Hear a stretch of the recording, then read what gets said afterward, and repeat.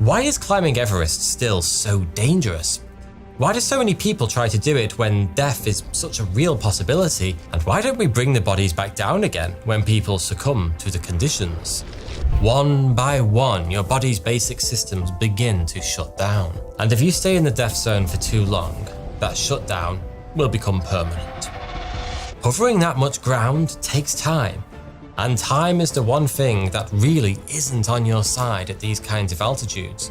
So, given how dangerous climbing Mount Everest clearly is, why do people still do it? Why climb a mountain where even on an expertly guided tour using fixed ropes, modern equipment and supplemental oxygen, you still have a better than 1% chance of dying? Well, it's quite simple really. Because humans are a bit weird. It would be no less of an achievement to climb the world's second highest mountain. Actually, it would be far more of an achievement, because K2 is a much harder ascent than Everest, with a historical summit to death ratio of more than 20%. For better or worse, climbing Mount Everest has become something iconic. We've all seen crazy images like this one of log jams near the summit. These climbers are way up there in the death zone, where every minute counts. And yet they're standing in a queue like it's 2012 and the iPhone 5's about to be released. This isn't a case of if people will die climbing Everest. It's very much when.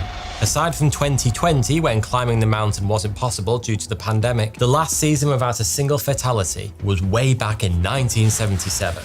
And as we've seen, only 2 people actually summited it that year.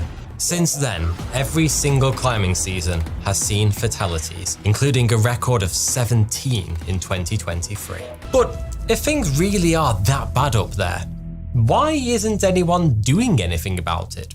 Because most of the time, it's simply too dangerous to risk it. Everest's upper slopes are so high that conventional helicopters can't reach them. The air's too thin to provide enough lift. Some specialized helicopters can fly that high, but they're extremely expensive.